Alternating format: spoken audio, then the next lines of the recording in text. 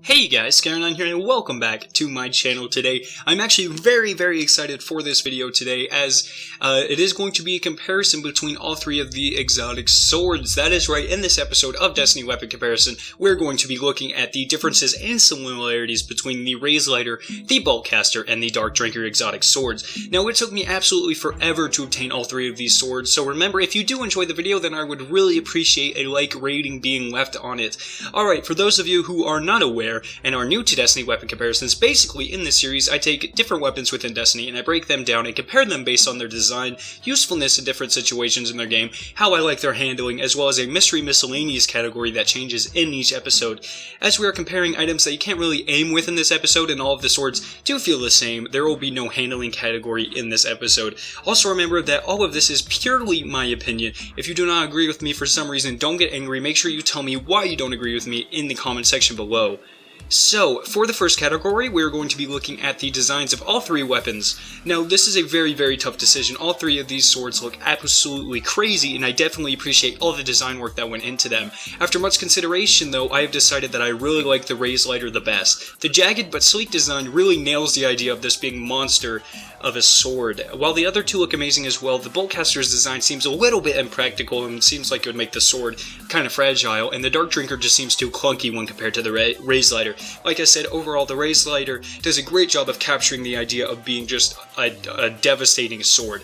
As a result, I'm going to give this round to the Raze Lighter. Next, we're going to be examining each weapon and its role in PvE and decide which weapon is the best. So first, we will look at the Raze Lighter. This weapon can be used to deal massive damage to a single target. Actually, through much struggle and determination, I managed to calculate the exact amount of damage it deals. On a light level 318 character with Warrior of Light perk on the sword, it deals an initial damage of 777 and 3 additional damages of 2,428. This all totals up to a total of 8,061 damage on a single target at 318 light.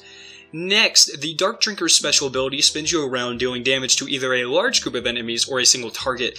This attack actually is capable of dealing up to 8 hits of 971 damage, totaling in at 7,768 damage split up among a group of enemies or on a single target. This is only 293 less damage than the Raze Lighter is capable of dealing, which is pretty weird since you can deal all of this damage on a single target as well with the Void Drinker. Finally, we come to the Boltcaster. This weapon definitely falls shy in PvE, with it being rare to try and engage an enemy from long range, and this weapon doing minimal damage. It really isn't that useful in the PvE side of Destiny. For instance, on the Celebrant of Oryx, I'm only hitting 10 counts of 389 damage, totaling in at 3,890 total damage, which is less than half of what the other two swords are capable of dealing. As a result, I would really keep the Boltcaster in your inventory for PvP events. So it actually falls between the Dark Drinker and the Raze Lighter for this category. Because of its ability to do damage on a large group of enemy as well as on a single target, I'm going to pick the Dark Drinker to take the win for the most useful of these three swords in PvE. While the Raze Lighter is very good for taking out single targets very quickly, the Dark Drinker can do the same thing as well as damage a large group of enemies, making it more versatile. Now we're going to examine the usefulness of these swords in the Crucible side of Destiny. So let's start with the Raze Lighter. I'm just going to go ahead and write off this weapon almost immediately.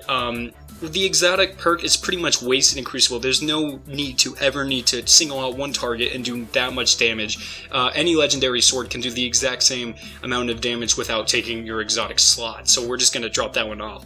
So next we're going to be looking at Dark Drinker. This weapon's perk can be sort of useful in some situations. I can see how this can be used to take out multiple enemies at once. However, in my time of playing with this weapon, I have never taken out more than one enemy at the same time with this weapon. So if you feel like you can infiltrate into enemy territory and take out more than one, this weapon is for you. But if you don't, then I would definitely save your exotic slot for the next sword, the Boltcaster, which is actually very useful in Crucible. The range factor of the sword actually can prove pretty devastating. In addition, the fact that these electric frisbees fly until they hit something makes it very good at taking out enemies at very long ranges.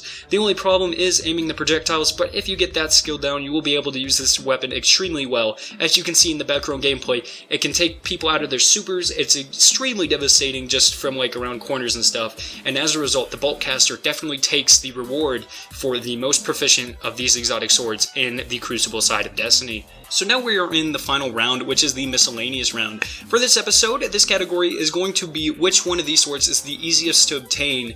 Now at first, this may sound kind of silly and like a dumb category. Each sword literally requires you to do the same exact thing to get them. However, you have to get different types of kills with different subclasses and get the resources on different planets for each sword, making each sword having a different challenge level than the others. So for instance, to get the Raze Lighter, you have to get kills with either the Gunslinger, the Sunbreaker, or the Sunsinger subclasses, which are all really easy to get large amount of kills with. In addition, you have to go to the moon looking for helium filaments, which is definitely not the easiest location to find, but definitely not the hardest either. Next, the Void Drinker requires you to get kills with Night Stalker, Defender, and Void Walker subclasses. While Void Walker enables you to get many kills at once with its super, the Night Stalker and Defender subclasses are both supportive subclasses that aren't really built around getting large amount of kills quickly. In addition, you have to find Relic Iron on Mars, which is just a pain to navigate around. I absolutely hate Mars. I think everyone does. These things definitely make the Dark Drinker the hardest to obtain, so that is going to be out of this category. And finally, we come to the Bolt Caster. This weapons quest requires you to get kills with the Blade Dancer, Striker, and Stormcaller subclasses, which are all very heavily built towards getting large amounts of kills. In addition, the spin metal required for this sword is found in Cosmodrome, which is by far the easiest place to find the resources necessary. So overall, I really believe that the Bolt Caster sword is the easiest to obtain because of the highly offensive subclasses and how easily you can find the resources needed to build this sword. So as you can see by the chart, the Bolt Caster won the most categories, so technically it should win this video. However, I personally don't ever use swords in Crucible, and I don't think a large majority of you guys do either. So then I would move on to the Dark Drinker because it is much better suited for my playstyle. Its ability to take out large groups of enemies as well as damage one single enemy makes it the most versatile sword in the episode. However, in the end, it is really just user preference. Tell me what you guys' favorite sword is down in the comment section below. If you did enjoy this video, make sure you leave a like rating and share this video and my channel on your social medias. These actions let me know that you guys are enjoying the content that I'm producing. Also comment down there which 2 or 3 weapons you would like to see compared in the next episode of Destiny Weapon Comparisons. Click the annotation on screen to view that video if you have not seen it yet. Finally, subscribe for more Destiny content, and I will see you guys in my next video.